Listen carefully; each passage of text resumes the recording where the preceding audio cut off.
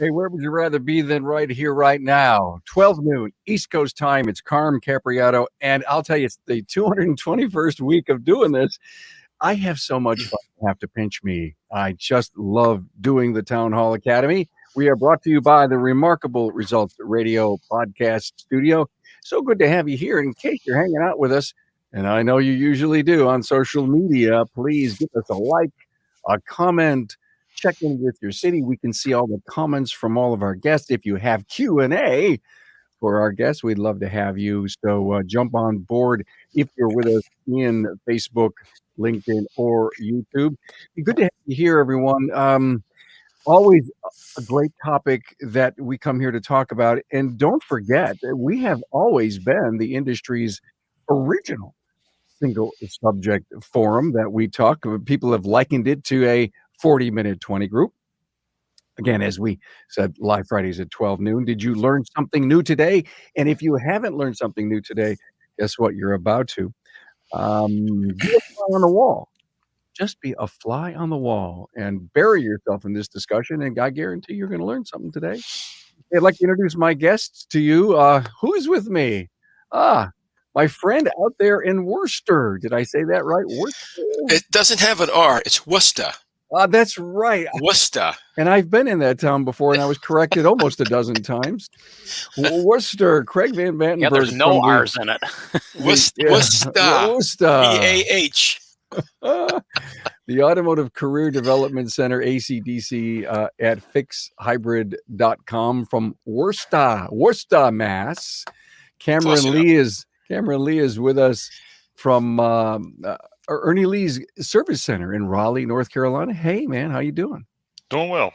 Good to have you here, my friend. You sound good. We had mic problems before, but he sounds really good now. And Eric Carlson, my friend, and him and his wife, Jamie, great people out at Irvine's Auto Repair and Grand Rapids Hybrids, Grand Rapids, Michigan. Hey, how cool is that? Hey, before we get going, guys, pay homage to the great supporters of the podcast. Hey, when was the last time you heard a customer say, "Thanks for taking my money"? Well, get Shopware's shop management software, and your customers will be shouting it from the rooftops in overwhelming 5-star reviews. Learn more at getshopware.com. And have you realized that your marketing looks exactly the same as the shop down the road? Well, your shop's different, and it deserves marketing that is as unique as your shop is. Let Shop Marketing Pros show your community just how different you are on the web at shopmarketingpros.com. Hey, if you're watching on YouTube, please subscribe, give the video a thumbs up, and thanks. Hey, everyone. Next week, we're doing a really cool show, 10 things. There should be an S there. I see that. 10 things that require zero talent. Doug Grills, Mike Dela Cruz, and Clint White are going to come with me and hang out and discuss that next week. I think we're going to have a blast with that one, guys. Hey, so, wow, good to have you here, Craig, and everyone. Here's my thought. Building a 12-volt brain into a high-voltage brain. Craig, I know you're going to talk about that. I love it. Craig and I talked a couple of weeks ago, and he says, Carm, that's all you got to do. You got to move your 12-volt thinking to high-voltage thinking. We got to figure out how to respect that high voltage and decide to work on hybrids. And there's a bunch of people out there that aren't doing it. And so I picked up the phone and called Craig, and I says, why is there a certain percentage of the industry that has not accepted in hybrids as a repair specialization? And because EVs are ramping up to the degree that they are, if you're not in hybrids, will EVs be harder to get to? That's another thought that I know, Craig, you have an opinion of that. And hybrids have been around for 21 years. And what do we need to do about getting into that business? So, Craig, I don't want to go into tree hugging and climate change, but I think you are a Right little up my alley. I know it is. I absolutely know it is. But the point here is, it's a business. Do you have to be to that level to stop and say, hey, this is a profit in a repair opportunity? I kind of look at it this way. When we had carburetors I'm an old guy. And you're back in 1972. EPA's been created a couple years earlier. We heard about this thing called a catalytic converter and electronic ignition and fuel injections coming. And that was all about cleaning up the air. And when we did that, and we did an excellent job of getting these cars so clean, to get rid of carbon monoxide, we added one more oxygen molecule and came up with CO2. When we had hydrocarbons, we broke that in half, made water and CO2. We had nitrates of oxide, we separated that in half, used some of the oxygen to make CO2.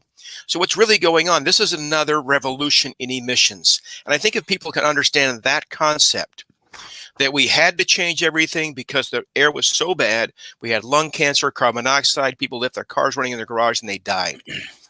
Hybrids are a stepping stone, and a great stepping stone to pure electric cars.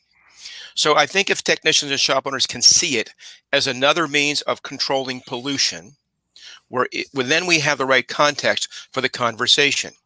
And in the process, shops in the 60s and 70s failed and went out of business. They didn't like the government or somebody telling them what to do. But obviously Cameron and Eric said, okay, well, we'll just learn it. And now we are going to go to pure EVs. The news today from Honda, the news this morning from Honda, no more internal combustion after 2040. I made my living on Hondas. I still have Honda motorcycle. I have an old sports car from the 60s in my garage. They're not going to build any internal combustion. If we understand it's about emissions, we've got it. If we debate that or confuse it with something else, we're missing the point. As a side note, did I just see something about, was it Toyota and hydrogen in an ICE type engine? Did I see something? Well, that's been done a long time ago. You can burn hydrogen in internal combustion, but hydrogen is $12 a gallon. Got it. And you can't find it anywhere. All right. So that's a non-starter. And all EV, what's the cost per gallon to run that? And I know that's a funny thing. It's not per gallon, but per mile. 2 points. One is in Massachusetts, we just closed down our last coal-fired power plant. So we have nuclear, we have gas, but not frac gas, but gas, and we have a ton of solar.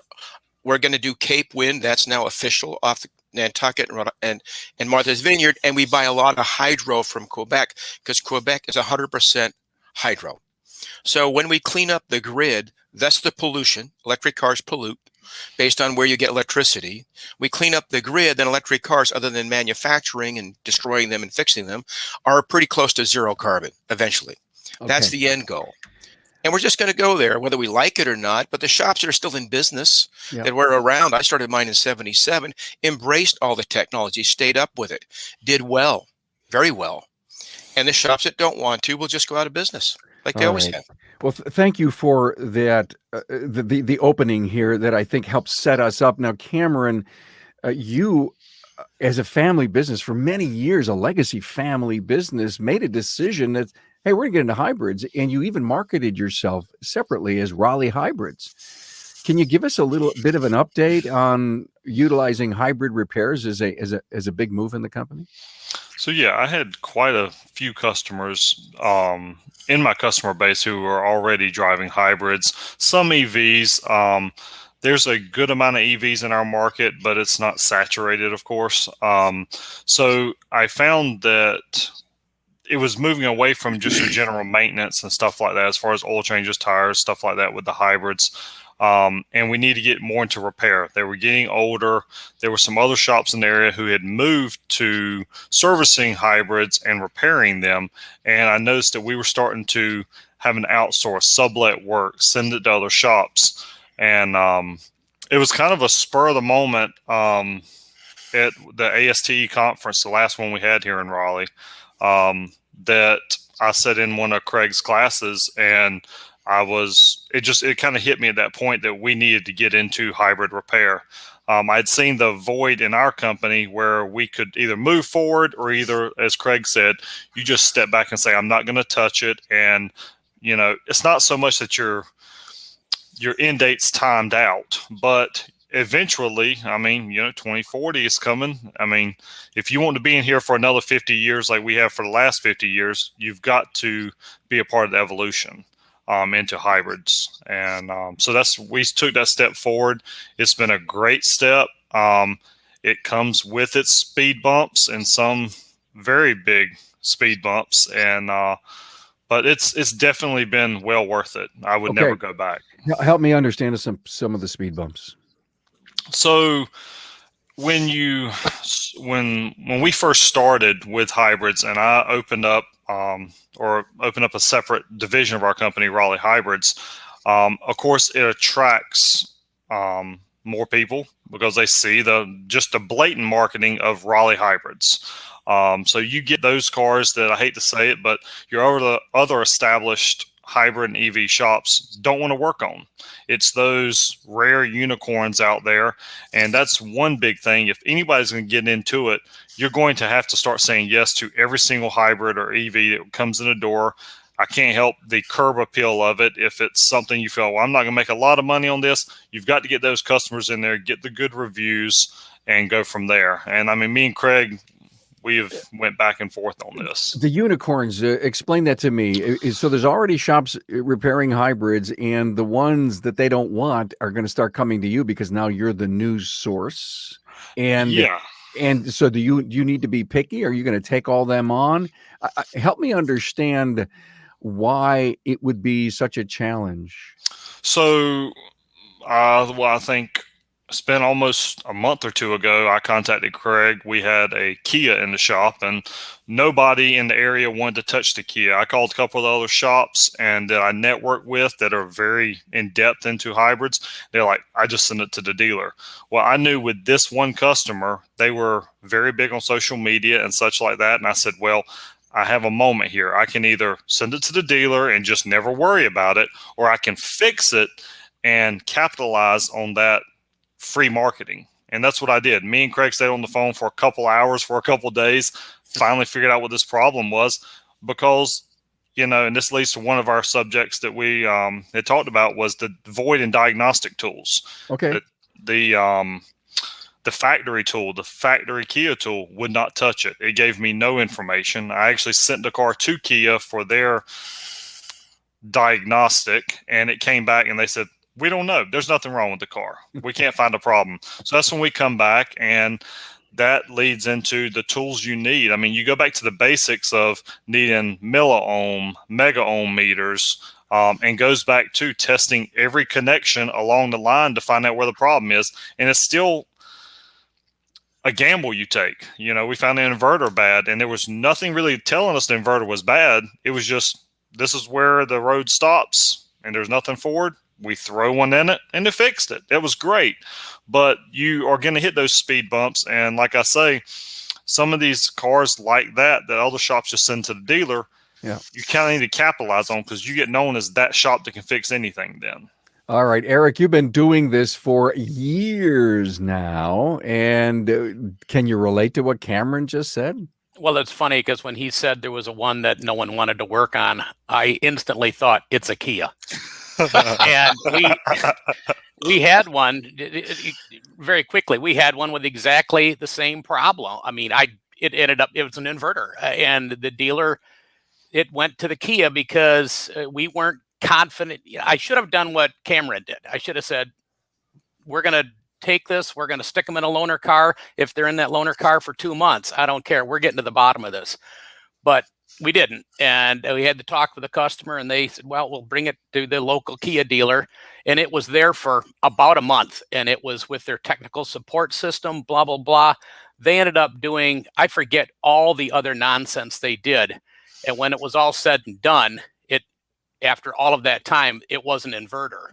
Well, the Kia inverter, they told her, well, I don't know, it was going to be like $5,000 to put an inverter in it. So she called us back and, you know, wanted to know whether we could source a used inverter. I have no issue with used hybrid parts for the most part, depending upon what they are. We have very good success with that stuff. But anyway, it was just funny that he said that inverter, and I thought, that's got to be a Kia.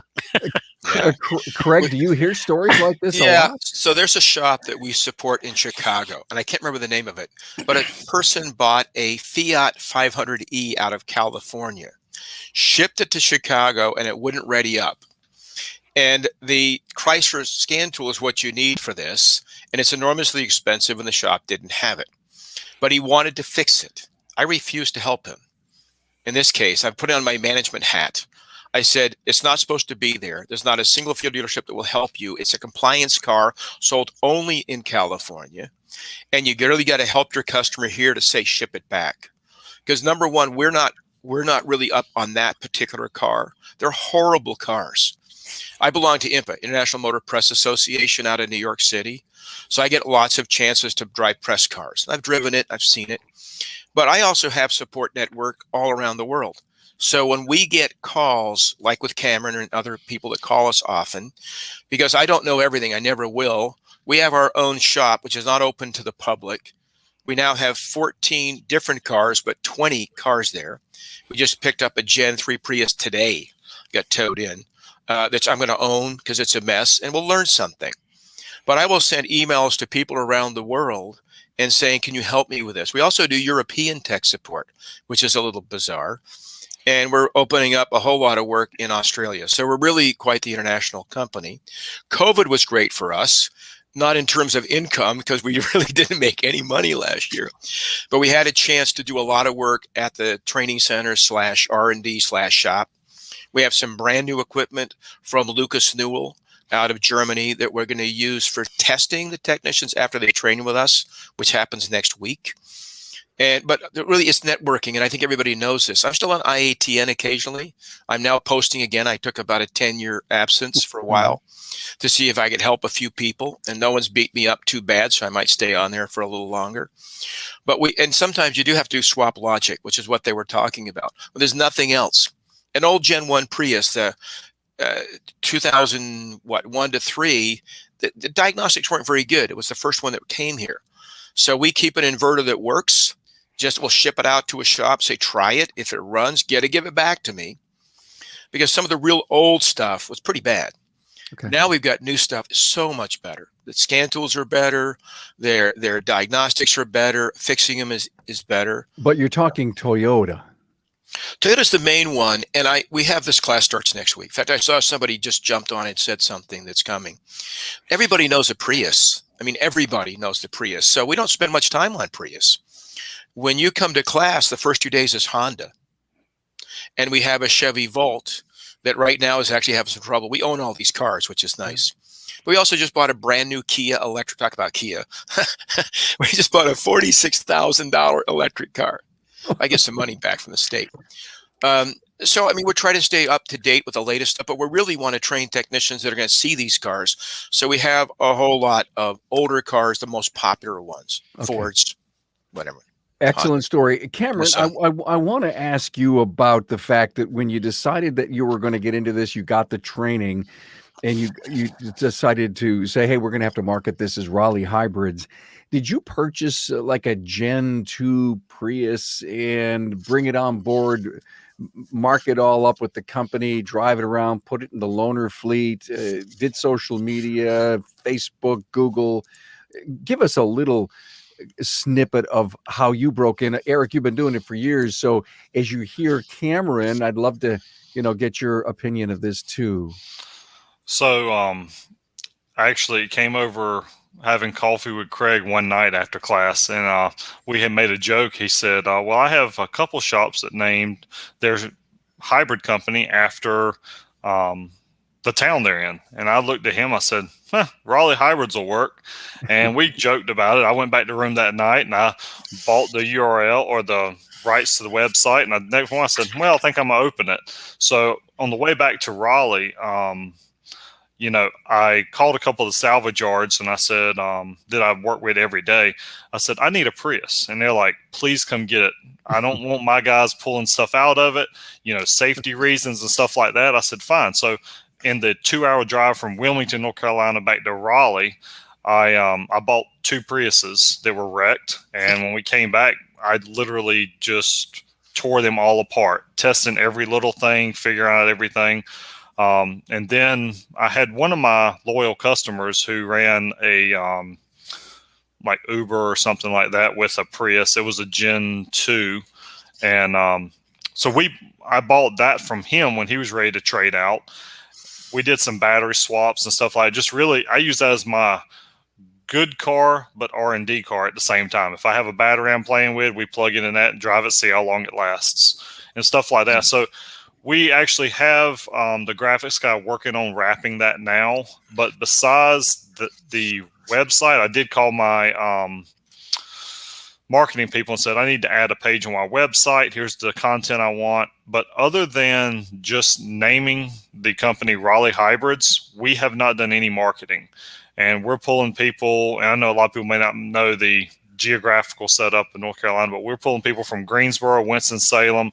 Have one that just drove from Greenville, North Carolina, which is about an hour and 45 minutes away. Yeah. I haven't done that much locally on big projects, but people are shipping stuff into us, and it's based on the name. Well, thank you, Eric. Hold that thought. I want to take all of this discussion on marketing and successful repair. It's amazing the area that you're pulling from, and I want to take that into our B segment. Everyone, again, thank you so much to our sponsors. Digital communication makes it easy for your customers to understand the value that you provide when you fix their car. You will feel appreciated, and your staff will feel appreciated, and most importantly, you'll sell the work to pay the bills. Ka-ching! GetShopware.com. Hey, are you tired of your cookie cutter website? See my friends at Shop Marketing Pros. And is your website bringing you new clients? Well, our friends at Shop Marketing Pros are really going to help you create a great website that is as unique as your shop is. On the web at shopmarketingpros.com. Hey, here's segment B. I loved what you said. I appreciate, Cameron, how you described how you kind of got started. Eric, you've been doing this for years. I mean, when I first interviewed you, it was all about Grand Rapids hybrids, I believe. That was years ago. You must have a great memory, because when you talked to Cameron, what car did you get? The 08 Prius. That was our very first one we bought, was an 08 Prius. My wife had talked with, when I had met him, but if everybody remembers who Harvey Chan was, Sure. Unfortunately passed away, but he had told us, he said, buy a Gen 2, just buy it and start working on them. That was his advice. It was really simple. And then, within a week or two, we bought that 08 and we wrapped it. And we now have 7 loaner cars. 6 of them are hybrids. 5 of them are Priuses, and then a Camry hybrid and, Honda Accord. But anyway, that's beside the point. But they're wrapped, and we pulled people. We put a Gen 2 battery. I still remember this gentleman. He was from Detroit, which is on the other side of the state. We're on the west side. This is on the east side. And I forget the gentleman's name, but I said, you passed about 20 Toyota dealerships on the way here. And he said, oh, I know. I'm never going. He goes, they had so badly irritated him and didn't respect him or that, whatever. And we put a battery in his car while he waited. And it was really unique to experience, but it really taught me that people will come a long way to get their hybrid serviced if, one, you act, if you are interested in it, but you come across as an expert. So with the right training, and which I received from Craig and Deb, my wife went with me too. We went out there anyway. It was pretty easy to market it that way.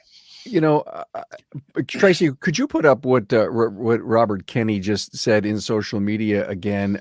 When I was at ASTE last, I was surprised about how many scoffed at the thought of a hybrid repair. Way different than us up here in the Northeast. Better get on board.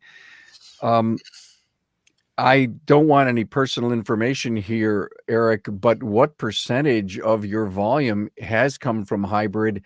And then the next part of my question is this. I see you put EV in your name. So we just started the EV part to try to capitalize on, the website presence. And we haven't really, I've worked on, I think we've had 2 Nissan Leafs in. So true EVs. Mm-hmm.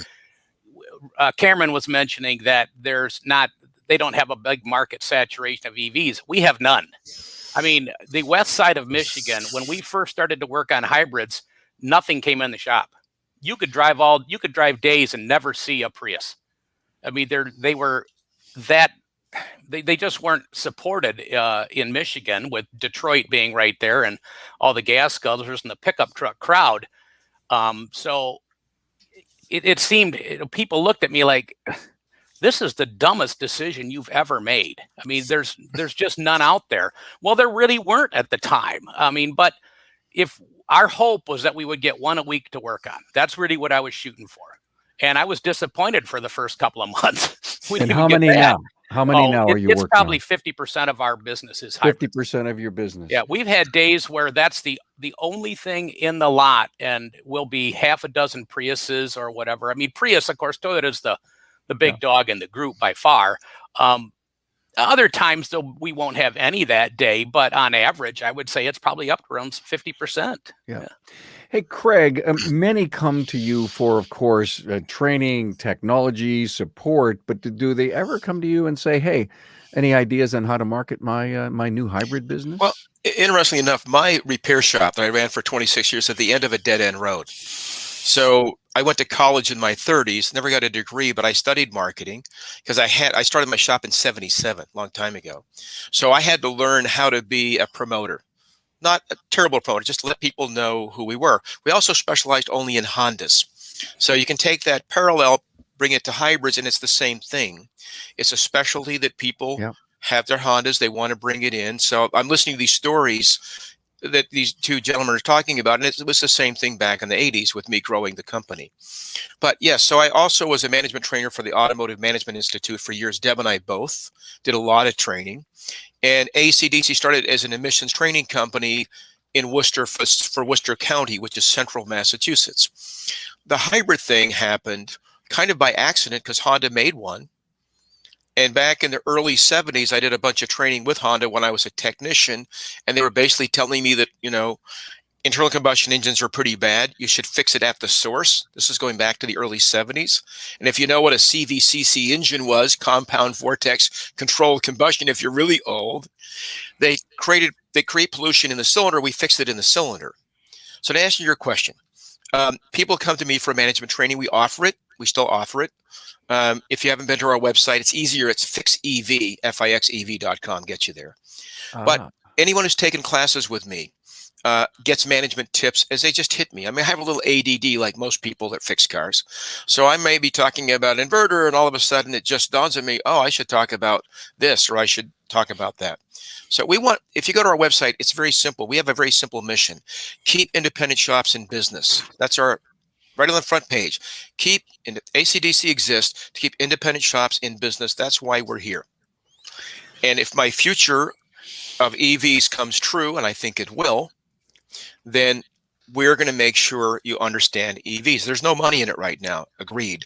In the Northeast, there's a lot of Gen 1 Leafs that need batteries. So our next class, Matt LaMontagne, who's one of the trainers that works for his father in Lowell, Massachusetts, is coming down because he's just installed a 40 kilowatt hour battery in a 24 kilowatt hour Leaf.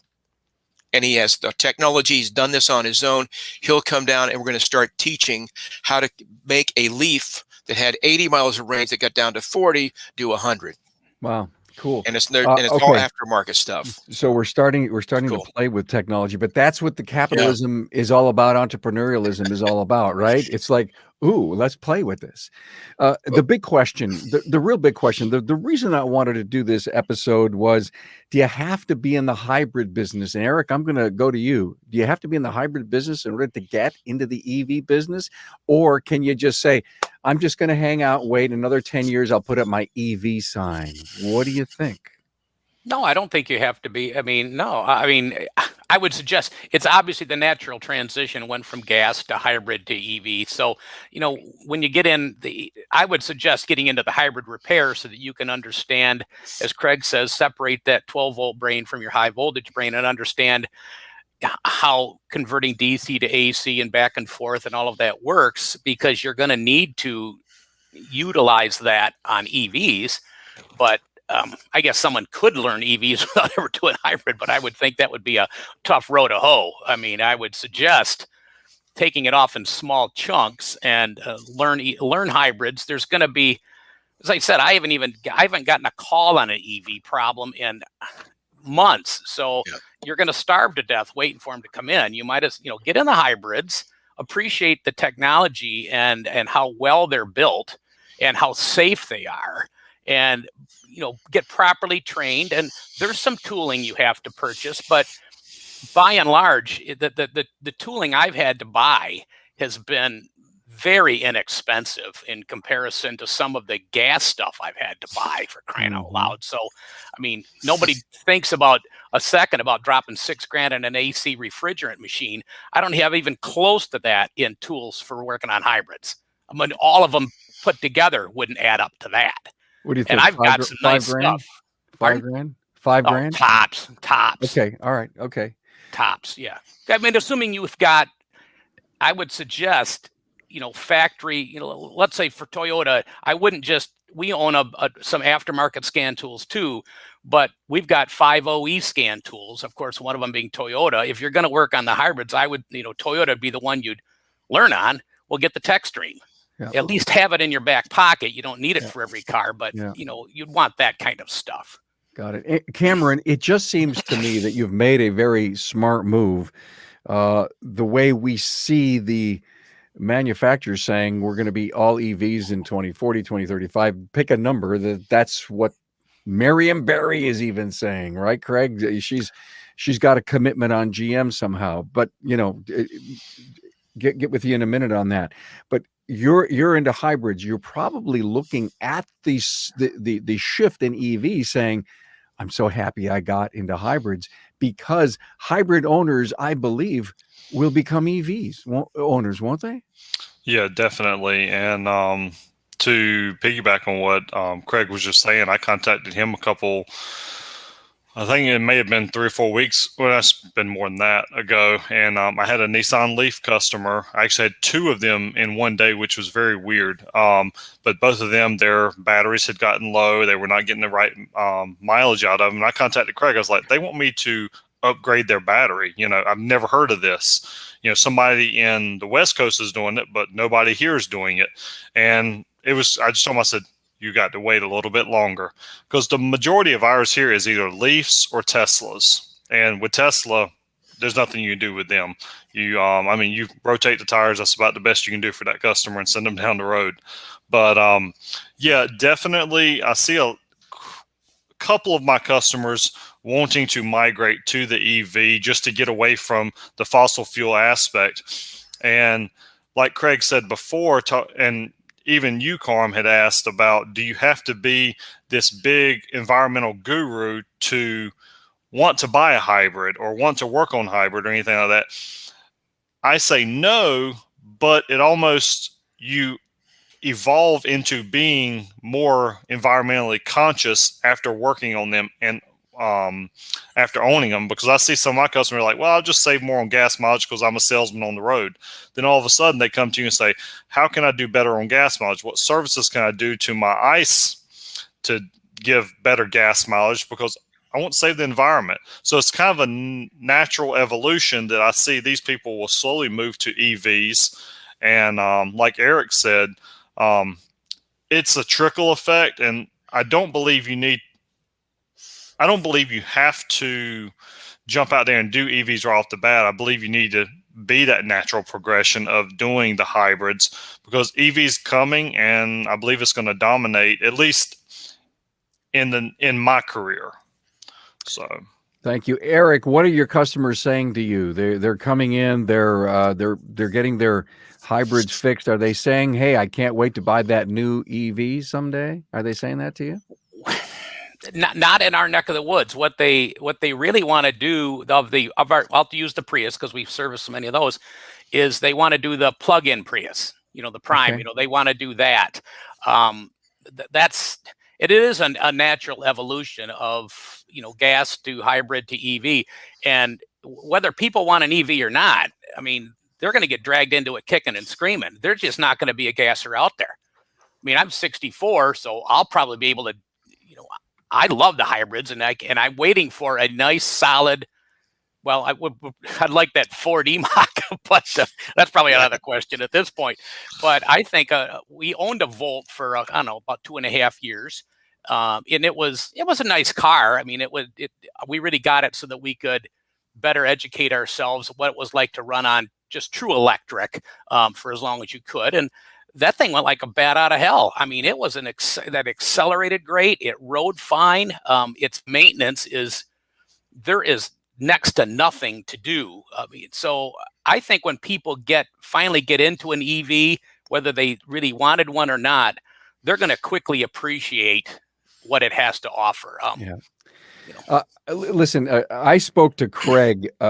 Craig, you and I did an episode, I'm going to guess, a couple of years ago. I want to save this for the next segment, Yeah. but I want you to be thinking about this. Craig said to me, we did this future podcast. It was like the aftermarket in 40 years, and you were prognosticating about EVs and what it's going to take to actually run a shop you could make money once, autonomy and EV were at the height, because Eric just said, he just said, there's not much to fix on them. So, well, I probably should have qualified that. First I know 100,000 miles.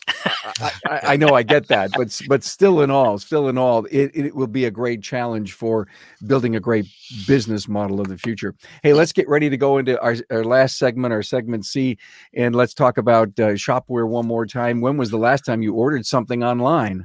How about a burger from Grubhub? Your groceries from Amazon? Well, how about things that are really high tech, like auto repair? Shopware's online interactive repair orders let you do just that. Check it out for yourself at getshopware.com. And does your social media truly represent your shop, or is it just plain vanilla generic posts? Well, it doesn't have to be that way. The experts at Shop Marketing Pros listen and create social content that connects you to your community on the web at shopmarketingpros.com.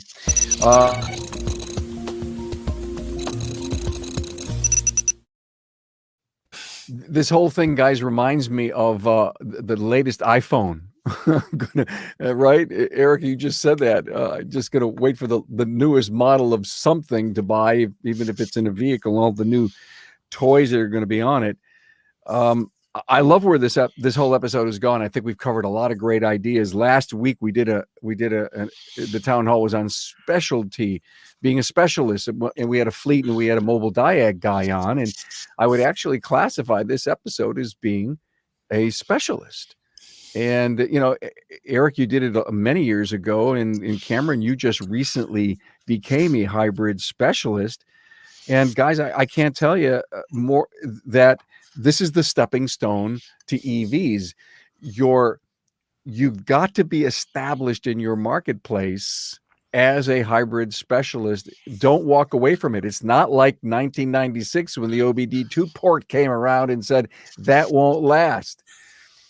And Craig, you've brought up some great points on that, and again, that challenge of what a business model is going to look like in 20 years. And the only thing I could say, how fast 20 years will go?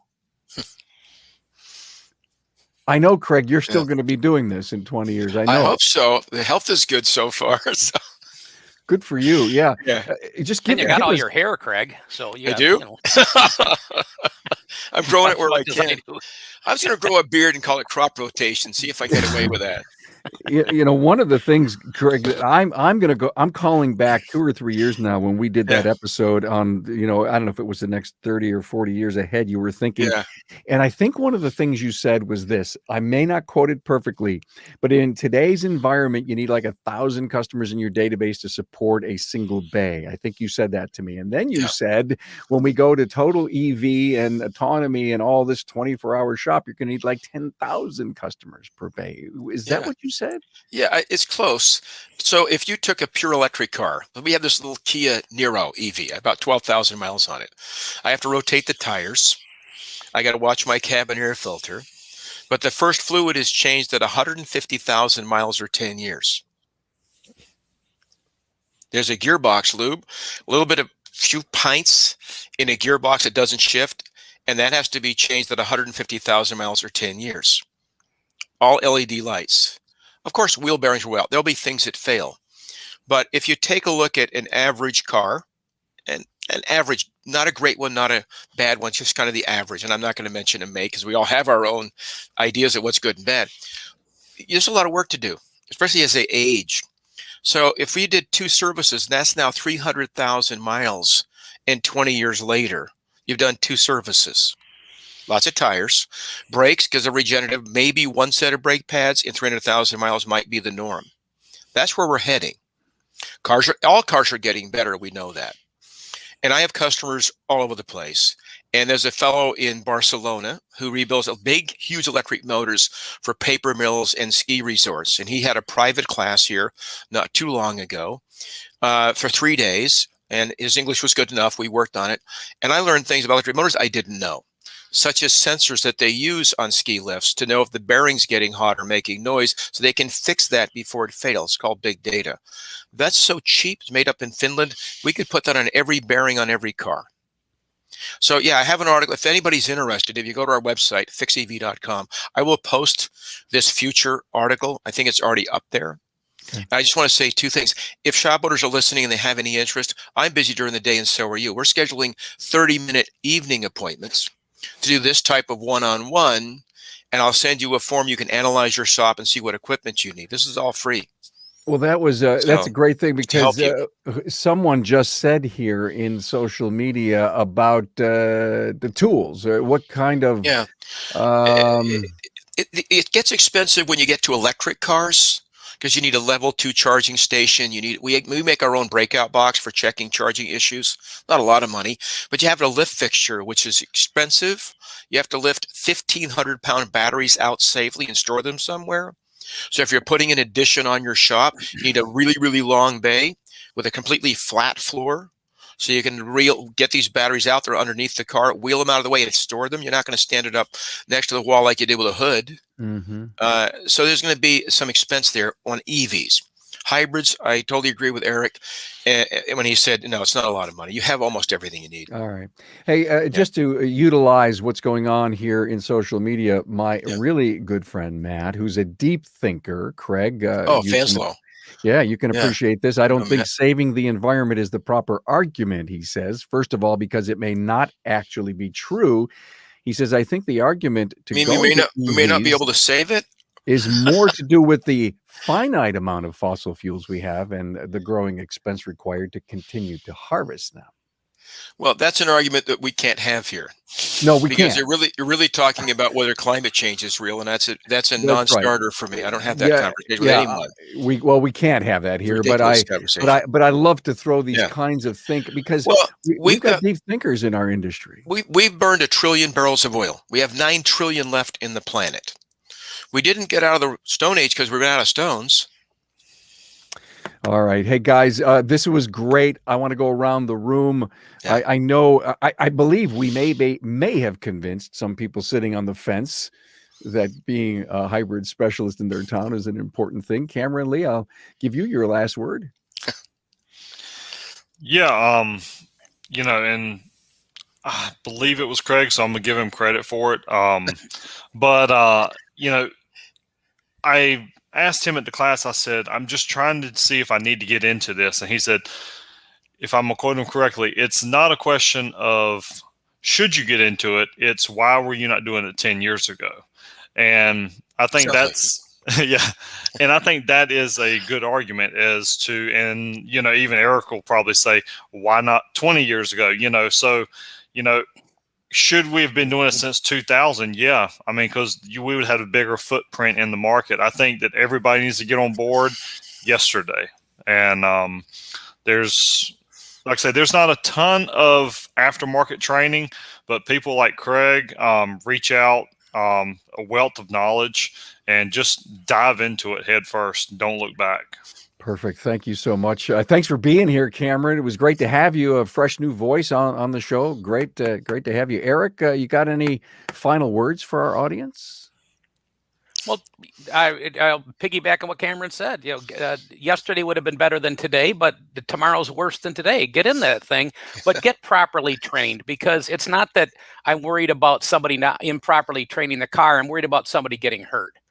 And so if we learned just a bunch of stuff with working with Craig, but first and foremost was safety. And once you understand that and you have the proper safety equipment, which is dirt cheap, all of this stuff is very inexpensive. There's no excuse not to have it, but you have to know how to use it and respect what you're looking at and working on. And once that's done, these things are a piece of cake to work on, and they're profitable.